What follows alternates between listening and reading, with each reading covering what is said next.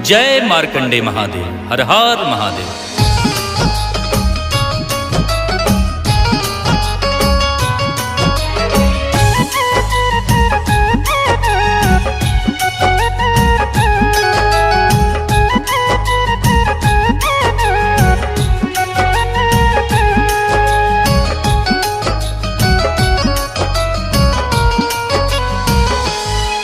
उसे काल नहीं छू पाता है हो,